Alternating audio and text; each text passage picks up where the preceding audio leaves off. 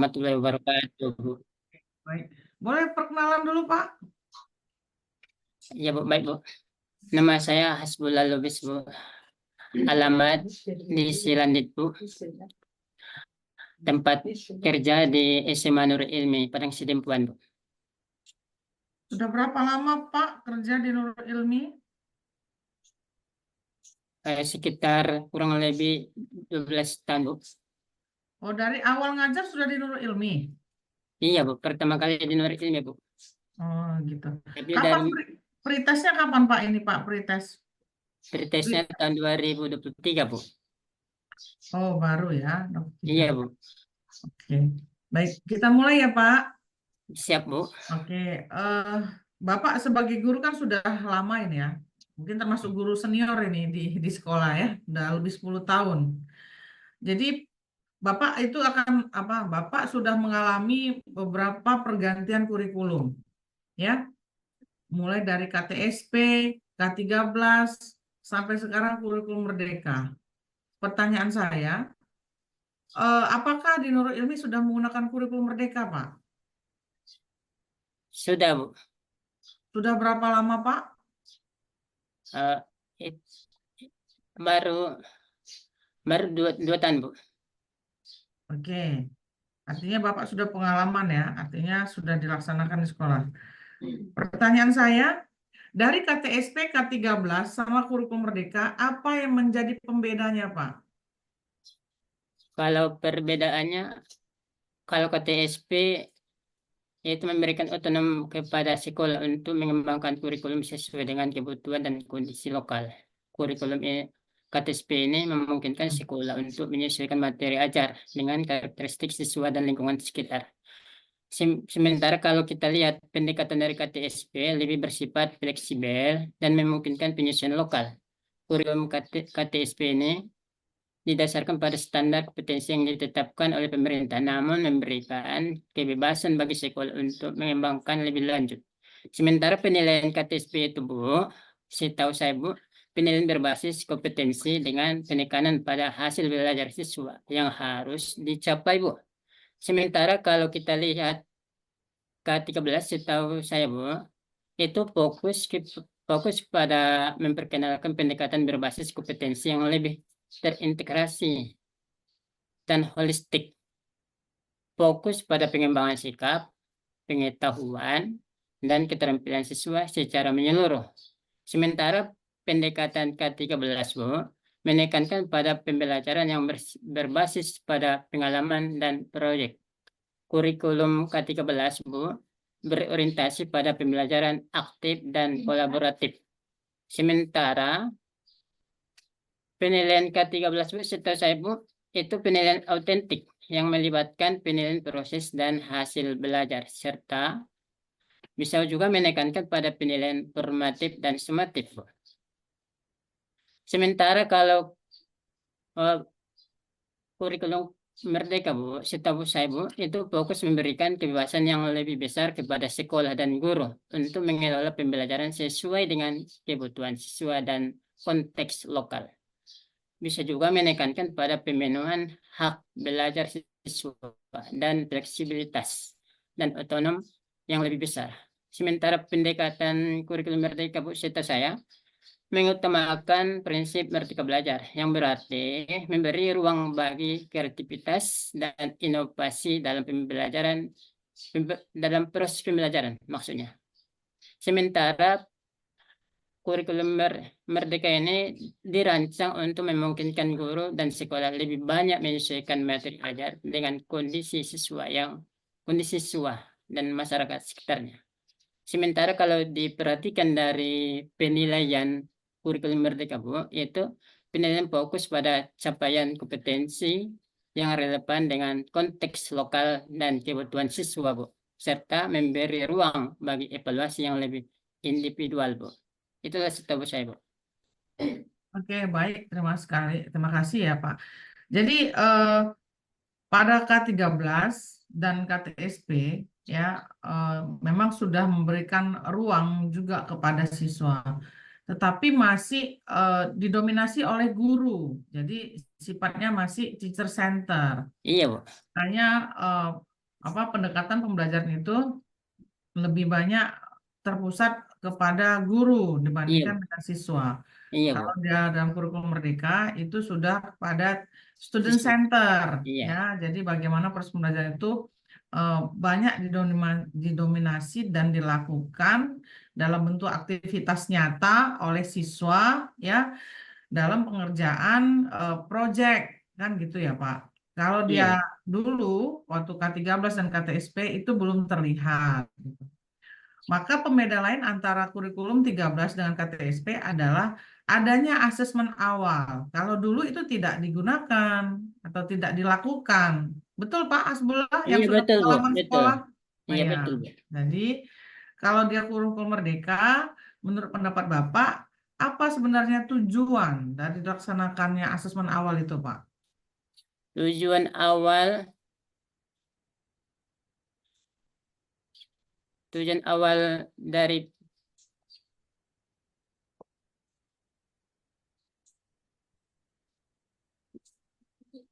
apa tadi Bu? Tujuan awal dari Tujuan awal ya, bukan, ini saya ulang pertanyaan. ya, Dalam kurikulum Merdeka itu ada asesmen awal, ya. iya Bu. Pertanyaan saya, apa tujuan dari dilaksanakannya asesmen awal?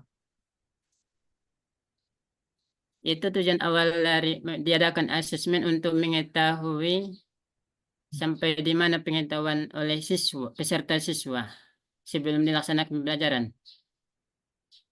Oh, ada hal lain, ya. Jadi asesmen awal itu bertujuan untuk mengidentifikasi, Ya, mengenali siswa, ya, iya Bu. dengan karakter yang beragam. Jangankan siswa, satu ayah, satu mak aja bisa beda-beda kan Pak anaknya. Iya Bu. Anak nomor satu pemberani, misalnya nomor dua enggak. Ada yang pintar, ada yang setengah pintar gitu. Konon lagi satu kelas itu 40 orang dari dari ayah dari mak yang berbeda, kan? Jadi asesmen awal itu adalah bertujuan untuk mengidentifikasi siswa dari karakternya, eh, pribadinya, ya, dari prestasi-prestasi belajarnya, dari latar belakang keluarganya, gitu. Iya Bu. Nah, terus dari peminatannya, dari kemampuannya, gitu. Jadi ini bertujuan untuk guru bisa menetapkan penugasan, penggunaan model pembelajaran. Kalau sudah tahu siswanya seperti apa. Contohnya Pak, Bapak kenal si Ucok. Ucok itu saya boleh namanya Ucok ya. Iya Bu, iya. Ucok Hmm. dan Butet lah misalnya ya. Si Ucok tuh suka dia menggambar ya, menggambar visual gitu kan. Jadi penugasan-penugasan yang bersifat visual itu bisa Bapak arahkan ke dia gitu. Ya. Iya Jadi Bu. eh, inilah diperlukannya asesmen awal supaya guru bisa mengidentifikasi seperti apa sih siswa-siswaku ini gitu. Ya. Iya Eh, Bu. Jadi dengan begitu guru akan lebih mudah mengarahkan siswa sesuai dengan kompetensi dan kemampuannya, bakatnya gitu. Gitu ya, Pak. Iya Bu, iya Bu. Makasih Bu. Ya, baik. Coba sekarang saya tanya, Pak. Coba Bapak jelaskan apa yang menjadi pembeda antara tes formatif dan sumatif dalam kurikulum Merdeka. Kalau tes formatif yaitu penilaian yang dilaksanakan setelah selesai pembelajaran. Kalau tes sumatif itu penilaian di akhir semester Bu. Bagaimana proses pelaksanaan tes formatif di dalam pembelajaran, Pak? Kalau pelaksanaan tes formatif itu begitu di waktu pembelajaran, di selesai pembelajaran, itu bisa diberikan pertanyaan kepada siswa untuk mengetahui sampai di mana pemahaman mereka, Bu. Sebagai apresiasi bagi mereka juga. Ya, jadi pertanyaan itu bisa dalam bentuk multiple choice, Ya, esai, gitu ya, Pak. Coba anak-anak, Bapak ingin tahu sudah seberapa eh, paham dengan materi yang Bapak sampaikan, gitu kan? iya, Tanya, Bu. si ini siapa, gitu ya? Itu di tengah dia, ya. Maka itu namanya formatif. Beda dengan sumatif. Sumatif itu di akhir penentuan naik-naikan kelas, Pak. Iya, Bu. Gitu, ya. Oke, baik. Di dalam kurikulum Merdeka itu ada yang apa? Ada yang apa namanya, dalam evaluasinya itu menuntut bagaimana guru melakukan tes diagnostik. Itu tujuannya untuk apa, Pak? Diagnostik. Diagnostik itu apa, Pak? Diagnostik, tes diagnostik gitu. Tes diagnostik itu bertujuan itu mengidentifikasi area di mana siswa atau peserta didik membutuhkan dukungan tambahan atau pemetaan keterampilan, yaitu menilai keterampilan dan pengetahuan untuk merencanakan intervensi atau program pembelajaran yang sesuai, Bu. Oh, iya. Jadi dalam pembelajaran ada 3 aspek ya Pak. Ada aspek kognitif, afektif, dan psikomotor. Ya, psikomotor itulah keterampilan.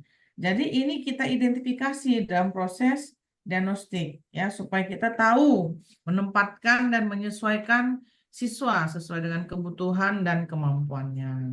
Iya, Bu. Oke. Baik Pak, saya pikir cukup pertanyaan saya tentang modul ajar. Saya akan berangkat ke pertanyaan seputar P5, P2RA. Yang sudah dilaksanakan di sekolah Bapak itu berarti fase apa Pak? Fase F Bapak ini sekarang. Pak, iya, E, fase E dan F, Bu. Kalau kalau 10 kalau fase E, kalau kelas 11 12 fase F, Bu. Oh, Bapak masuk di semua fase itu di sekolah. Fase F, Bu. Kelas 11, Bu. Fase F. Oh, Bapak kelas 11. Iya, Bu. Oke. Tema apa yang sudah tema apa yang sudah Bapak kerjakan di sekolah Pak selama udah hampir 2 tahun dilaksanakannya Umar di Nurul Ilmi? Tema kan ada 8 tema tuh Pak. Kearifan lokal, demokrasi, kewirausahaan, hidup berkelanjutan. Di sekolah Bapak yang sudah dilaksanakan tema yang mana Pak? Yang sudah dilaksanakan di apa di sekolah kami, Bu, yang saya ketahui itu tema eh, yaitu wirausahaan, terus Mm-mm. tema kreatif lokal, Kearifan lokal. kearifan lokal. Terus Hmm. ini yang sedang berjalan tema tentang apa lah, budaya-budaya.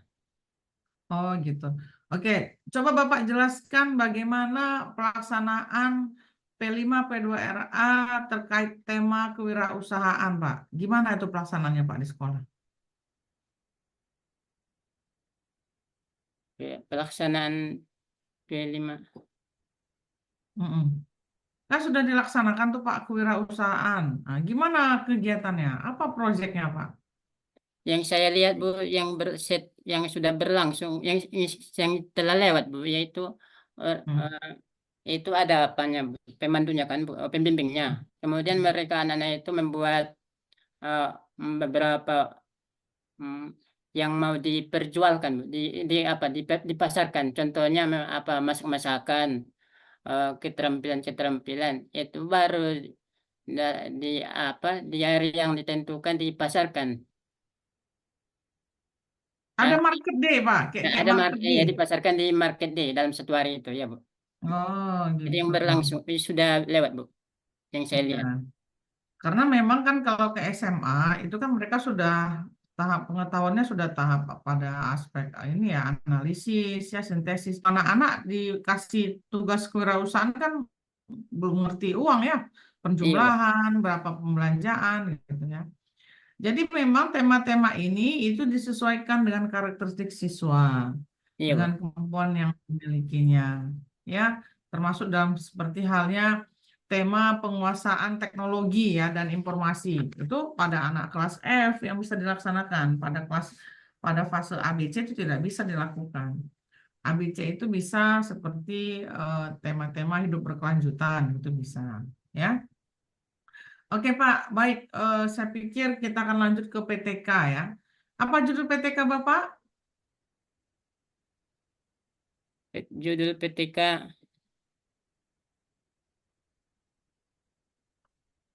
apa, Bu?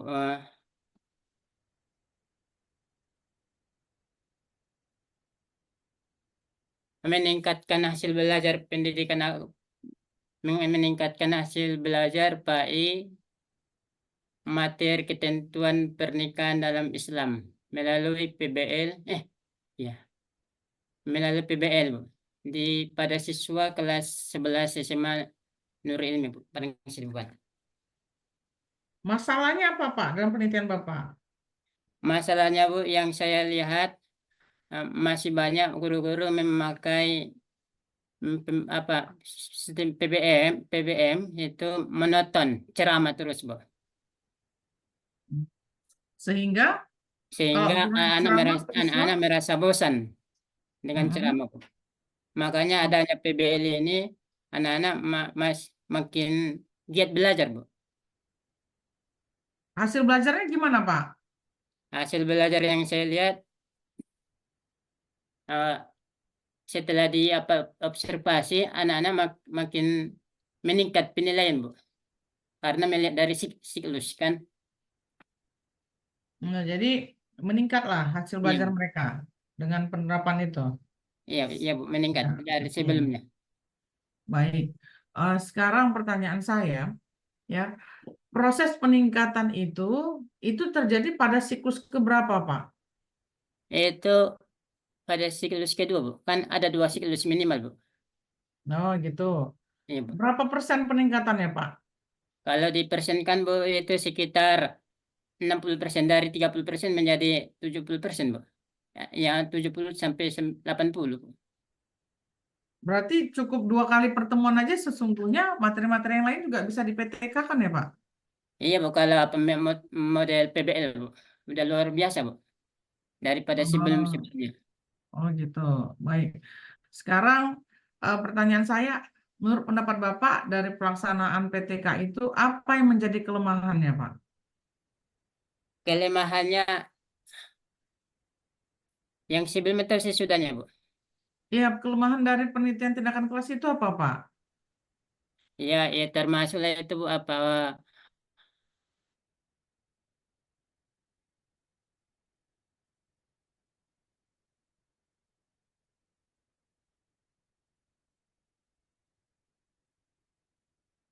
Bu Yuni, ini Pak Asbullah kok berhenti ya?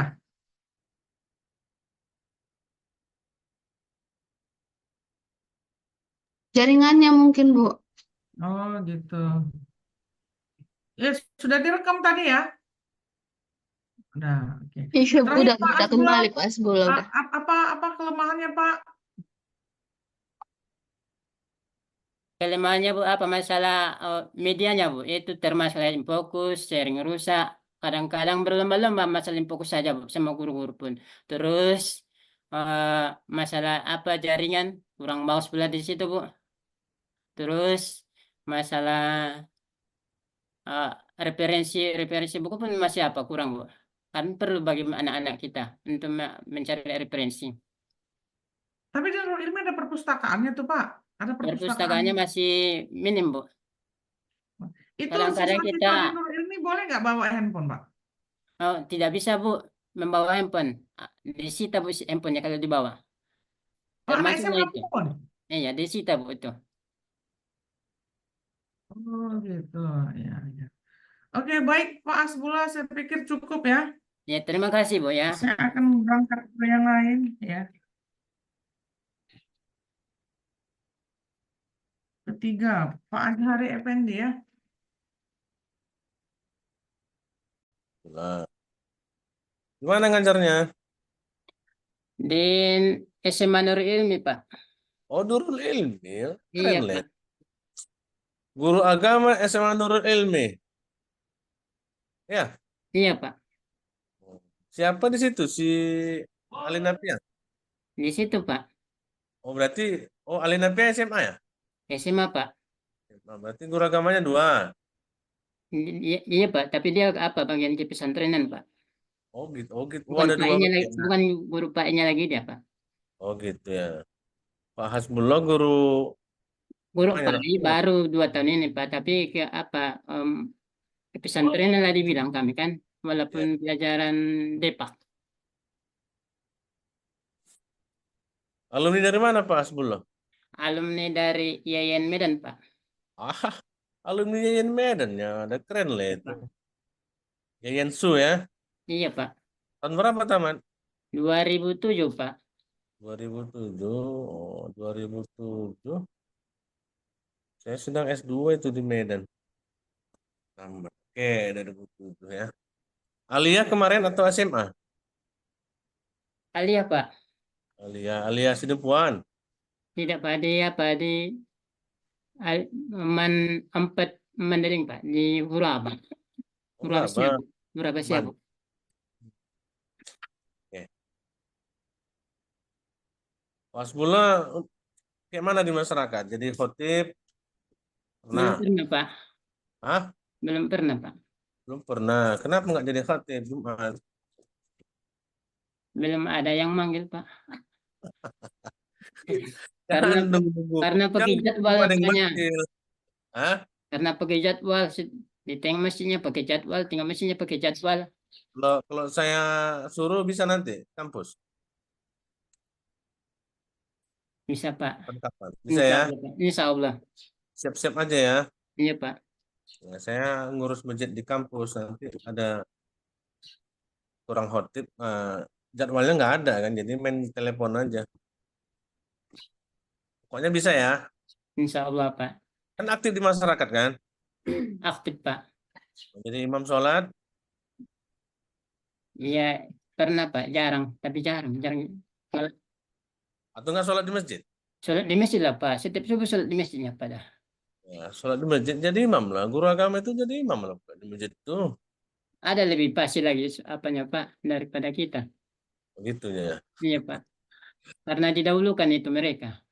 Oh gitu ya. Iya, Pak. Eh, Cuman ini kita tes lagi bacaan Pak Hasbullah. Terserah Bapak lah. Ini anak-anak YNSU kan paten-patennya. Belum tentu Pak. Karena aku kan Guru nggak pernah ke sekolah mengaji Pak juga. yang guru SMA Nurul Ilmi lagi kan. Selektifnya itu kan. Iya Pak. Oke lah. Berapa? Itu juz 30 hafal? Nggak hafal Pak, Pak semuanya dah. Juz 30 jadi guru agama itu pinomat hafalkan lah ya Pak. Iya Dubes Pak. ya. Iyalah. Diusahakan Pak. Sekarang anak TK aja hafal juz 30 ya kan. Iya Pak. Lah malu lah sama anak TK. Hafalan-hafalan waktu SD lupakan aja lah itu yang pendek-pendek. Yang panjang-panjang lah. Iya Pak. Ya. Iya Pak. Sama ya pinomat sabis marot bikal a'la lah terendah kan amma yatasaalun Iya Pak. sama Diusahakan Pak.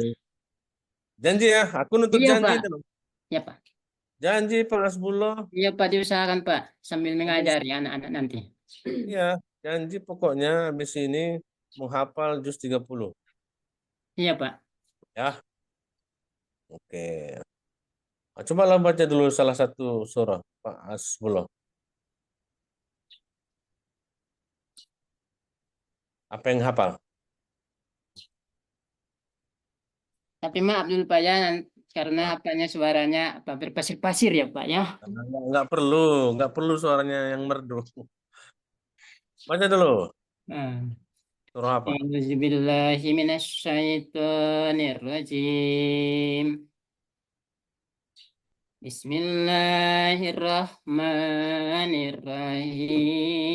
Bismillahirrahmanirrahim.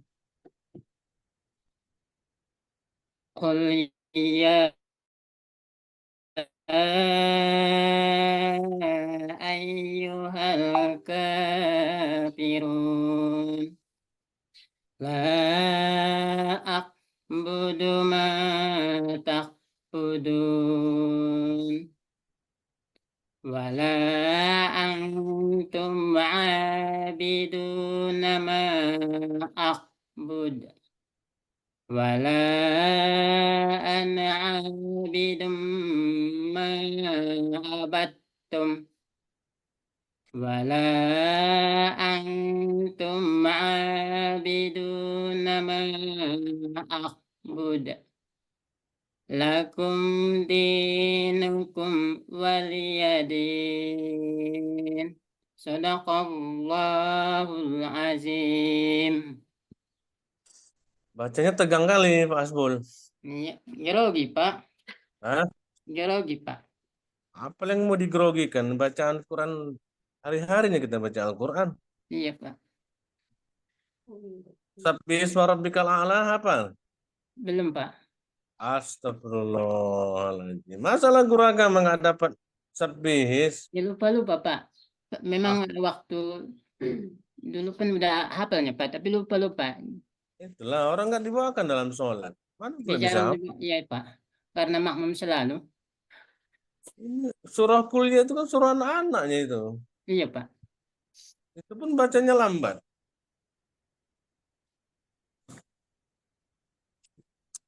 Malulah kita Pak Hasbullah.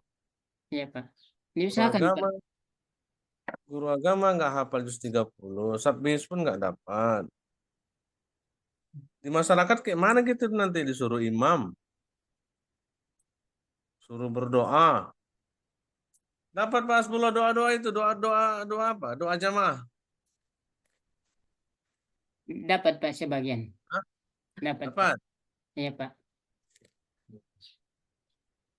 Itu kita di masyarakat kan gitu nanti dituntut kan, ada yang meninggal. Oh, Pak guru agama Imam Jolo membaca doa. Kan gitu kan? Iya Pak. Udah sholat nanti, guru agama Imam Jolo Sumaha, imam. Macam Jadi harus bagus bacaannya. Oke ya, Pak Lubis ya. Iya Pak. Oke, belajar terus ya. Iya Pak. Semangat. Ini untuk menghafal juz 30 setelah PPG ini ya. Iya Pak. Nanti kalau Pak Lubis bohong, aku pikir aku ke Nurul Ilmi. Banyak situ kawan di Nurul Ilmi. Iya Pak. Tanya nanti sama kepala sekolahnya. Oke ya Pak Lubis ya. Iya Pak. Siap Pak. Nanti ya, oke. Pengetahuan tulisannya gimana? Kan guru agama kadang-kadang menulis di papan tulis ayat-ayat Al-Quran. Gimana? Bapak di INSU fakultas apa? Tarbiyah Pak. Tarbiyah. Iya Pak. Tarbiyah, jurusan PAI. Iya Pak. Lah, cobalah ambil spidolnya. Iya Pak. Spidol ya, jangan nengok teks ya. Hmm. Coba dulu tulis Sabbihisma rabbikal a'la alladzi khalaqa fasawwa. Nah, itu aja lah. 2 ayat. Tulis. Jangan tengok-tengok teks. Sabbihisma rabbikal a'la. Bikal. Yang besar nulisnya ya, nanti nggak Iya nampak Pak. di Iya Pak. layar. Sabbi isma bikal Rabbikal afla. a'la.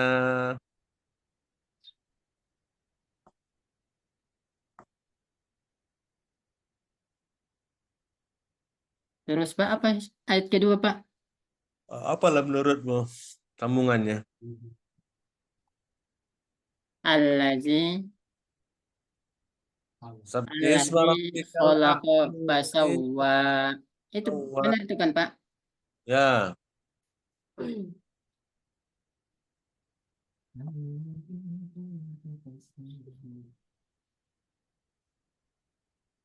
Ini Pak, benar ini Pak. oke, tunjukkan. Nggak nampak. Jangan goyang. Belum nampak. Oh, nampak sedikit. Sabbihisma rabbikal a'la alladzi khalaqa. Nggak nampak. Ngerengkan. Nggak nampak. Hop, ya, oke, diam.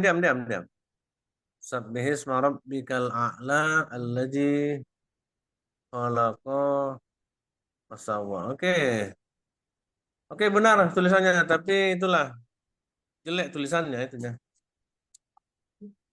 Hmm. Iya Pak, Itu nampak, dibiasakan nanti Pak. nampak kali Dibiasakan. nggak biasa, nampak kali belum biasa menulis Hmm. Arab. Iya Pak. Bisa cantik loh tulisan kita kalau sering-sering aja nulis. Iya Pak, diusahakan nanti. Sambil-sambil duduk, coba tulis-tuliskan apa yang dihafal itu kan. sambil menguji, mengetes pengetahuan hafalan kita. Oke. Guru agama nulis di papan tulisannya jelek kan malu. Iya, Pak. Itulah. Harus keren loh guru agama ini. Ya. Smart. Hafalannya bagus, bacaannya bagus, tulisannya bagus gitu kan? Iya, Pak. Nah, Insya Allah, Pak. Diusahakan. kita beda dengan guru-guru yang lain. Ada satu nilai plus lagi yang mau kita pertanggungjawabkan di masyarakat kan? Iya, Pak. Oke, baiklah. Pengetahuan Pak Hasbulo tentang moderasi beragama apa?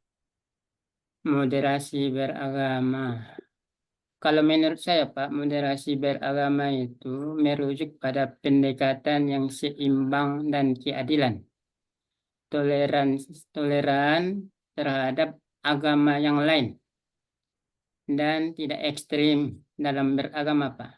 Kemudian kalau dilihat dari tujuan moderasi beragama itu untuk menciptakan kehidupan beragama yang damai dan harmonis di tengah masyarakat yang multikultural dan multi religius, Pak. Itu menurut saya, Pak.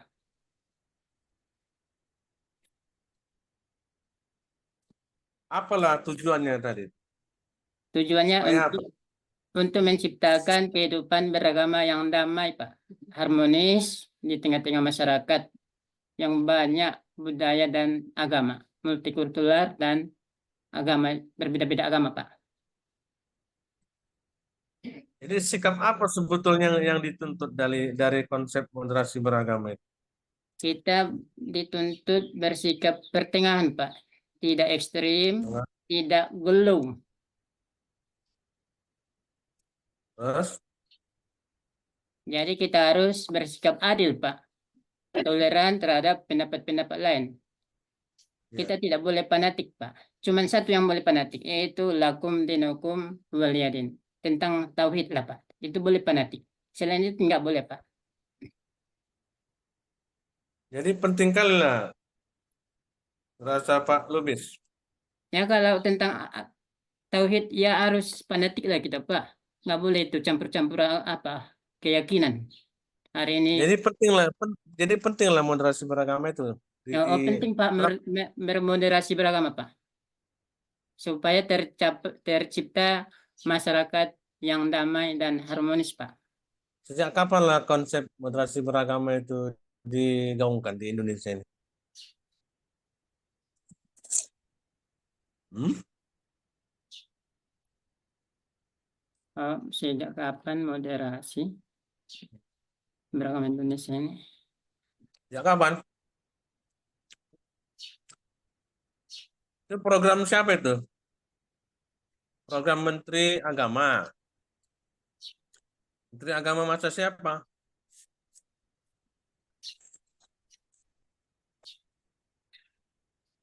Itu di era kemerdekaan, Pak. Di era kemerdekaan dan Program Menteri pembentukan siapa itu?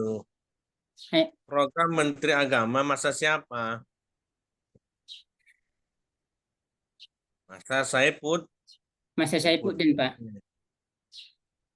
Tapi sebelum-sebelumnya ada nggak konsep moderasi beragama itu diterapkan? Nggak ada kan? Nggak ada, Pak. Kayak mana negara ini rupanya dulu? Kan aman. Iya, Pak. Makanya malah ada konflik. Konflik-konflik pun bukan karena agama, karena kesenjangan sosialnya itu semua. Ada yang miskin, ada yang kaya. Kayak mana lah itu?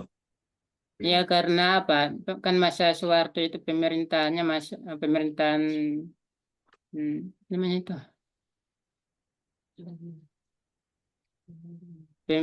pemimpin apa? Demokrasi terpimpin. Ya bukan. Apa namanya itu? Apa namanya? Siapa yang aku tanya-tanya itu?